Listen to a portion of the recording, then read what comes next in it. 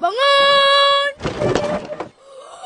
Selamat pagi, cikgu! Selamat pagi, Cikgu. Pagi Bu Cici, selamat pagi teman-teman.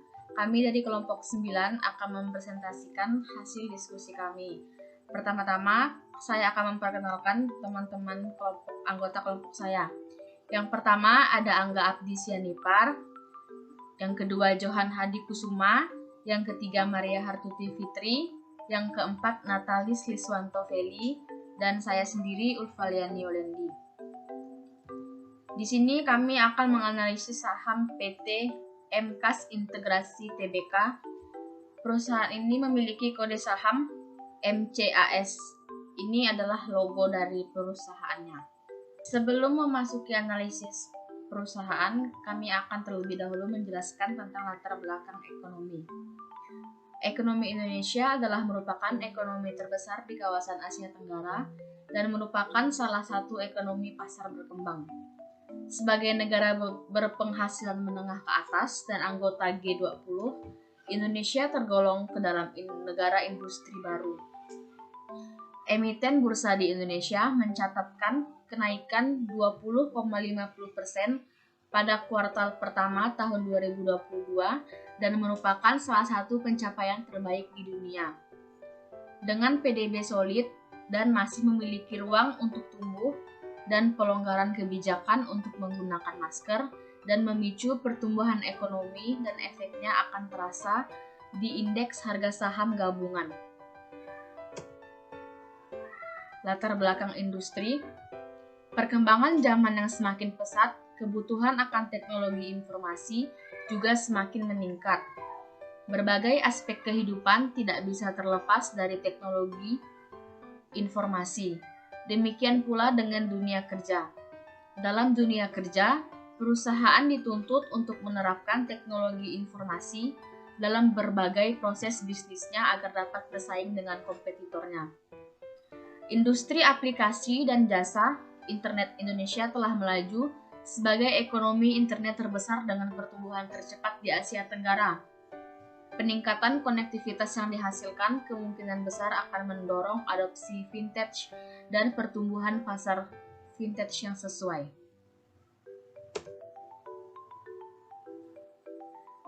Selanjutnya, kita masuk ke latar belakang perusahaan PT MKAS Integrasi Tbk. Perusahaan ini memiliki kode saham MCAS. Perusahaan ini bergerak di bidang usaha penyedia self-kios digital dan layanan solusi IT yang inovatif. MKAS menawarkan beragam produk digital seperti pulsa dan token listrik, pembayaran tagihan, pemesanan tiket, etiket, dan voucher digital. Perusahaan ini didirikan pada tanggal 1 Juni 2010 dan tahun IPO-nya pada tanggal 1 November 2017. Modal dasar yang ditempatkan pada perusahaan ini sebesar 2.603.800.000 saham modal ditempatkan dan 867.933.300 rupiah modal yang disetor. Dalam analisis kali ini, kami menggunakan dua data perusahaan sebagai perusahaan pembanding. Yang pertama ada PT Multipolar Teknologi dan PT Anabatik Teknologi. PT Multipolar Teknologi ini memiliki kode saham MLPT. Perusahaan ini bergerak di bidang usaha konsultasi, integrasi, dan pengelolaan sistem teknologi informasi dan investasi pada anak perusahaan yang bergerak di sektor teknologi informasi. Perusahaan ini berdiri pada tanggal 28 Desember 2001 dan tahun IPO pada tanggal 8 Juli 2013. Modal dasar perusahaan ini sebesar 600 miliar terdiri atas 6 miliar saham dengan nilai nominal sebesar 100 per saham. Dan modal yang disetor pada perusahaan ini sebesar 187 miliar 500 juta rupiah. Yang kedua, ada perusahaan PT Anabatik Teknologi. Perusahaan ini memiliki kode saham ATIC. Perusahaan ini bergerak di bidang usaha konsultan IT, integrasi dan manajemen, melayani berbagai jenis usaha mulai dari perbankan hingga telekomunikasi, farmasi, dan pemerintah. Perusahaan ini berdiri pada tanggal 1 November 2001 dan tahun IPO pada tanggal 8 Juli 2015. Modal dasar perusahaan ini yaitu sebesar 600 miliar, terdiri atas 6 miliar saham dengan nominal saham sebesar 100 rupiah per sahamnya. Modal yang disetor pada perusahaan ini sebesar 231 miliar 536 juta 135.500 rupiah. Disajikan analisis ekonomi. Tahun yang kami gunakan adalah tahun 2012 sampai dengan tahun 2020. Di tabel kolom kedua, produk domestik bruto adalah nilai pasar semua barang dan jasa yang diproduksi oleh negara pada periode tertentu atau pada tahun tertentu. Pada tahun 2012, PDB Indonesia berada di angka 6,03 yang kemudian di tahun 2013 sampai dengan 2015 turun hingga pada angka 4,88%, naik kembali di tahun 2016 di angka 5,03%. Tahun 2017 naik 0,04% di angka 5,07% dan mengalami penurunan yang sangat signifikan hingga minus di angka 2,50% di tahun 2020 dan kembali menguat tajam 5% di tahun 2021 yaitu sebesar 3,69%. PDB dengan angka yang tinggi umumnya menunjukkan bahwa ekonomi kuat di suatu negara. Lanjut ke sebelah, tingkat bunga adalah balas jasa yang dilakukan oleh Bank Indonesia. Semakin besar tingkat bunga yang akan kita dapat, maka akan semakin mendorong banyak orang masyarakat yang menyimpan uang dan menabung menginvestasinya pada bank. Tercatat pada tahun 2012, tingkat bunga Indonesia terus mengalami peningkatan hingga pada 2014. Tingkat bunga di Indonesia terus mengalami peningkatan hingga tahun 2014 yaitu di angka 7,75%. Mengalami penurunan sejak 2015 sampai 2017 hingga ada di angka 4,25%. Meningkat pada tahun 2018 hingga di angka 6% dan sejak saat itu hingga 2017 terus mengalami penurunan yang jatuh pada angka 3,5% yang turun sebesar 0,025% dari tahun 2020. Baik, kita lanjut ke kolom 11 yaitu inflasi. Inflasi adalah meningkatnya harga-harga secara umum dan terus-menerus. Dampak inflasi dapat mendorong penanaman modal yang bersifat spekulatif. Di tahun 2012, Indonesia mengalami inflasi sebesar 4,3% dan naik di tahun 2013 sampai 2014 hingga 4% dan menyentuh angka lebih dari 8,3%. Mengalami penurunan dari 2015 hingga 2020 secara terus-menerus meski di tahun 2017 mengalami kenaikan sebesar 0,59% dibanding dengan tahun 2016, yaitu di angka 3,02 dan mengalami kenaikan di tahun 2021 sebesar 0,09 dari tahun 2020. Dengan angka 1,87 di tahun 2021, Indonesia sangat terbilang baik dalam mempertahankan angka inflasi. Sebagai perbandingan, inflasi Amerika Serikat pada tahun 2021 adalah sebesar 7%.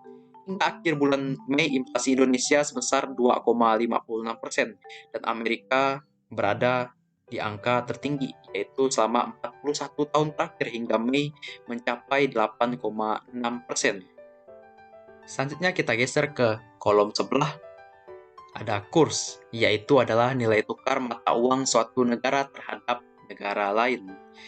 Dan juga dapat menjadi tolak ukur kuatnya nilai mata uang di suatu negara. Dalam analisis kali ini, dalam penelitian kami menggunakan dolar Amerika Serikat sebagai pembanding atau patokan terhadap rupiah Indonesia.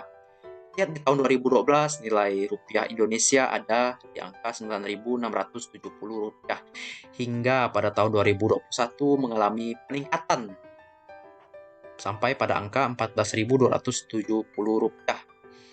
Terdapat sedikit gejolak lonjakan kurs rupiah hingga pada tahun 2001 telah saya sebutkan yaitu sebesar 14.270 rupiah. Kita geser ke sebelah, ada tingkat pengangguran. Tingkat pengangguran adalah persentase mereka yang tidak bekerja atau ingin bekerja tetapi mereka belum mendapatkan pekerjaan pekerjaan pada sebuah negara. Di tahun 2012, Indonesia mencatat tingkat pengangguran sebesar 6,23%. Hingga tahun 2021 mengalami kenaikan dan penurunan yang relatif tidak signifikan jika dilihat dari jumlah persentase.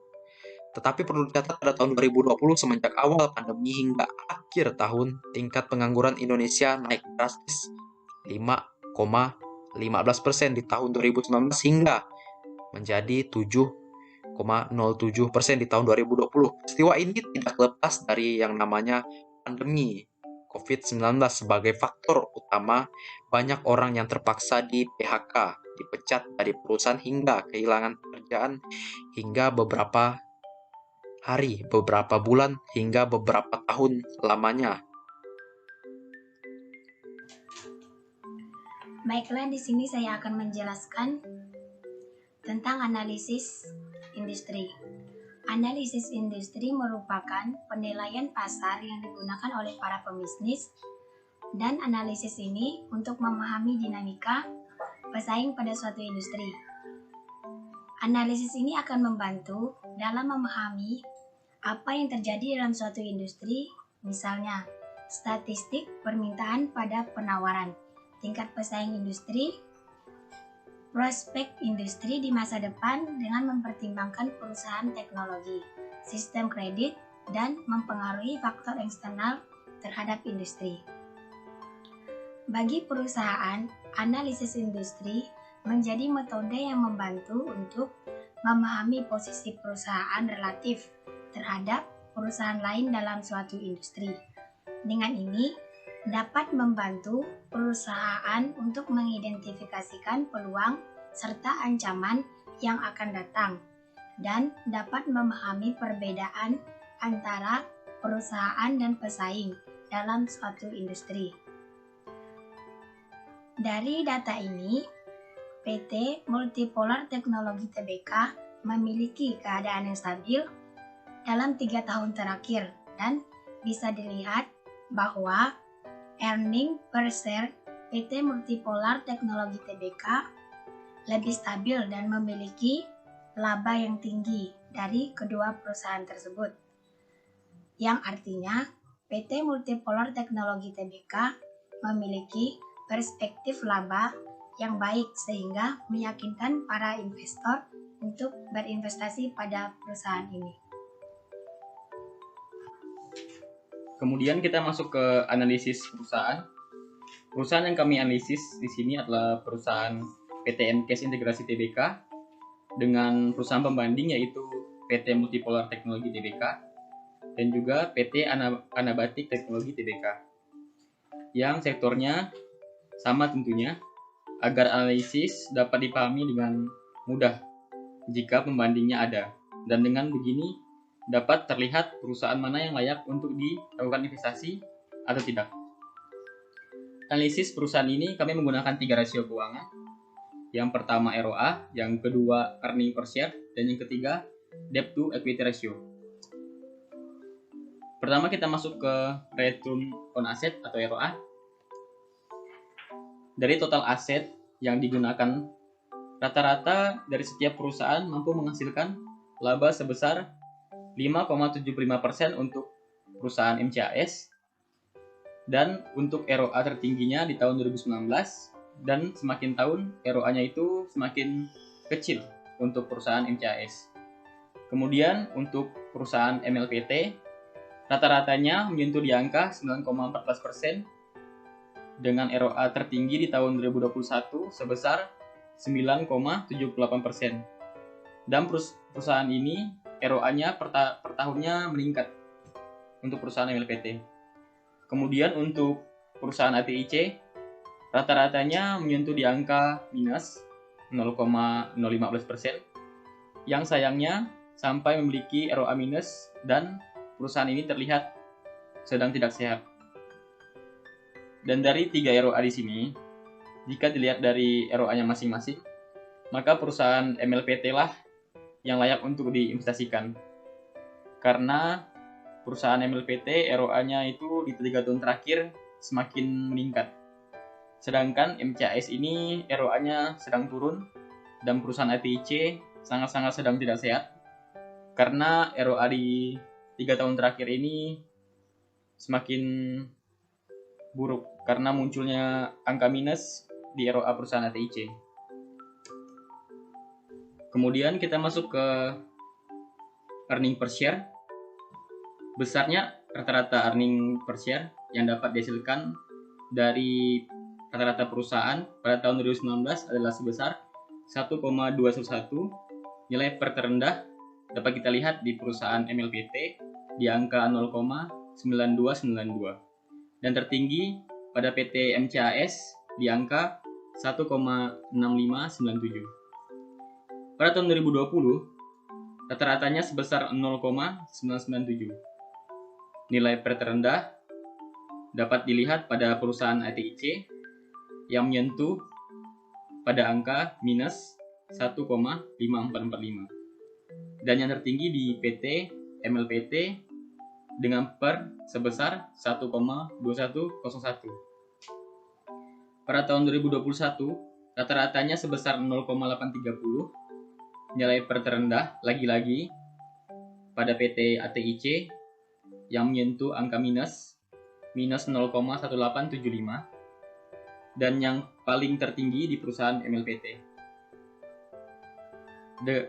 Dan dari nilai per yang dapat kita lihat perbandingannya, maka perusahaan yang layak untuk diinvestasikan nomor urut pertama dipegang oleh perusahaan MLPT dengan nilai per yang 3 tahun terakhir ini semakin meningkat dari 0,9292 sampai ke dari tahun 2021 sebesar 1,5624 yang semakin meningkat.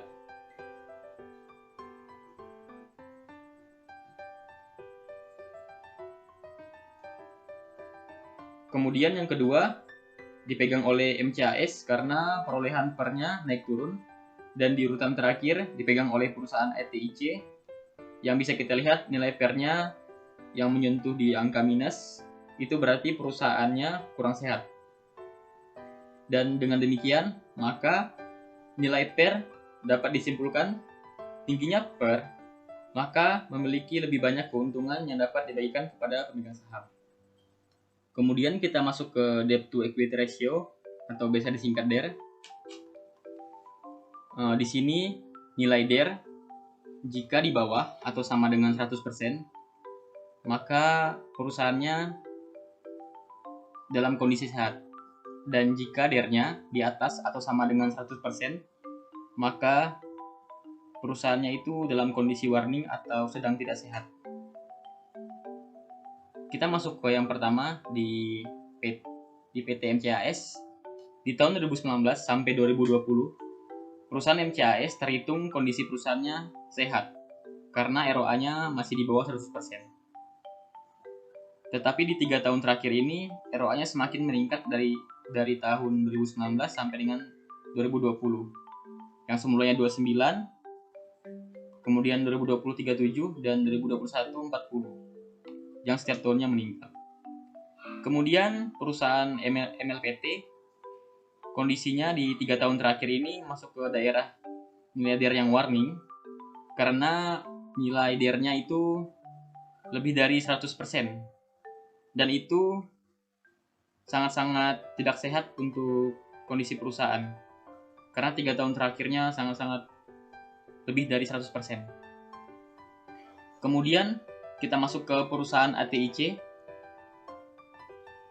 Perusahaan ATIC ini juga sangat-sangat tidak sehat karena nilai DER-nya itu lebih dari 100%. Bahkan di tahun 2020 itu sampai dengan 1,152,78%, menyentuh di angka 1000. Tapi anehnya di tahun 2020 ini, 2021 maksudnya, ATIC mampu membuat DER sampai dengan menyentuh di angka 98,74%.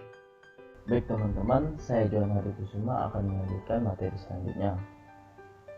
Materi selanjutnya adalah analisa teknikal. Analisa teknikal berbeda dengan analisa fundamental. Analisa fundamental adalah analisa tentang kondisi ekonomi, industri, dan kondisi perusahaan untuk menghitung nilai intrinsik dari saham suatu perusahaan. Analisa fundamental menitikberatkan pada data-data rinci dan penting dalam laporan keuangan perusahaan seperti laba, risiko, pertumbuhan, dan posisi persaingan perusahaan, apakah harga saham sudah diapresiasi oleh pasar secara akurat. Sedangkan analisa teknikal adalah suatu analisa yang dikenal dalam dunia investasi keuangan yang digunakan untuk memprediksi pergerakan harga di masa mendatang berdasarkan pergerakan harga masa sekarang dan masa lampau. Di dalam analisa ini kami memilih perusahaan PT MKS Integrasi Tbk untuk dianalisa. Mengapa? Karena dari analisa kelompok kami, perusahaan ini selalu meningkat di beberapa tahun terakhir, lebih meningkat dibanding perusahaan lainnya, sehingga menarik bagi kami untuk dianalisa. Di sini telah terlihat chart dari perusahaan PT MKS Integrasi Tbk. Kami di sini menggunakan chart grafik candlestick karena mudah untuk dipahami. Di sini kami membuat garis support dan garis resisten. Garis support adalah tingkat harga di mana terjadi permintaan yang cukup untuk mengimbangi penurunan harga yang disebabkan oleh penjual. Pembeli lebih dominan dari penjual, atau batas terendah yang menjaga saham agar tidak turun kembali. Sedangkan garis resisten adalah tingkat harga di mana terdapat penjualan yang cukup untuk mengimbangi tekanan beli. Penjual lebih dominan dibanding pembeli, atau batas tertinggi yang menjaga harga saham agar tidak terus naik. Di sini kami menganalisa dari bulan Agustus sampai dengan bulan Juni 2022.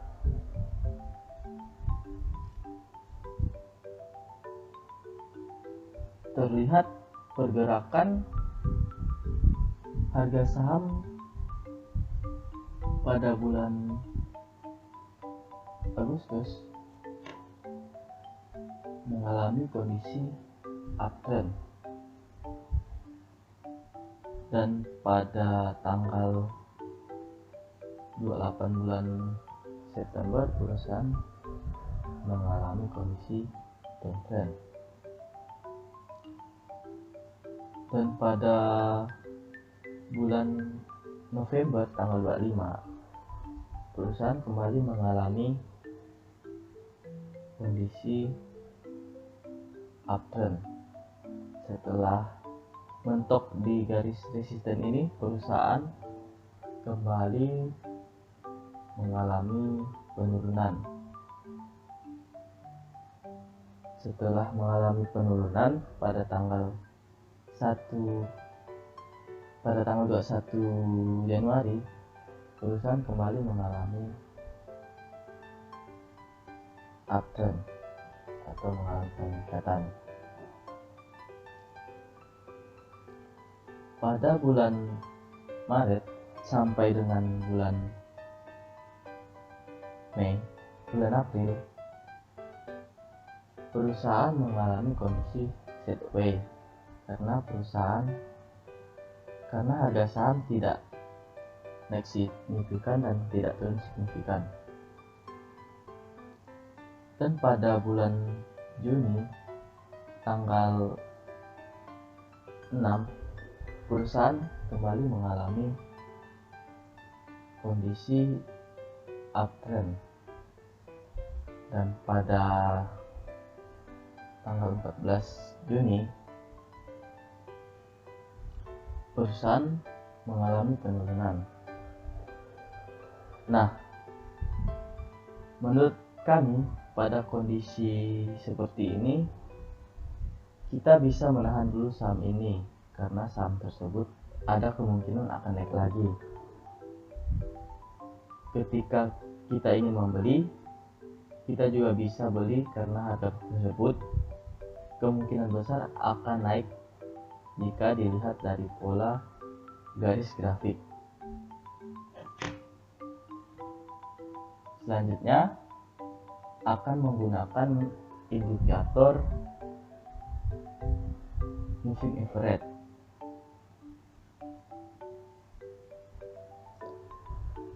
Moving average merupakan indikator untuk mengetahui rata-rata harga saham, rata-rata pergerakan harga saham. Di sini saya membuat 3 garis MA. Yang pertama MA 20 yang berwarna ungu, ini untuk jangka pendek. Yang kedua garis MA 55 yang berwarna hitam, yang berwarna merah, ini untuk jangka menengah. Dan garis MA 100 yang berwarna hitam itu untuk jangka panjang.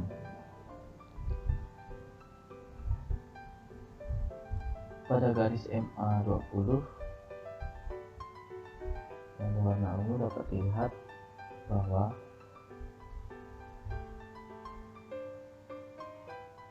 garisnya berada di atas harga saham. Dapat disimpulkan bahwa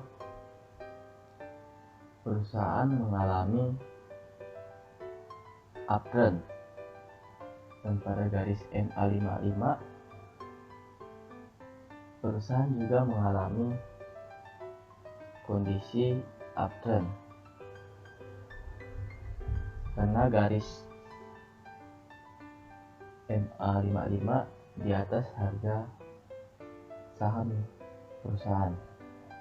Dan pada garis MA 100 perusahaan mengalami downtrend karena garisnya berada di bawah harga saham. Dari 3 garis tersebut, keputusan yang dapat kita ambil adalah menahan dulu saham tersebut. Dan jika kita ingin membeli saham tersebut, ini sangat baik untuk dibeli karena saham tersebut akan mengalami kenaikan harga. Baik, sekian presentasi dari saya. Jika ada kesalahan mohon dimaafkan. Terima kasih.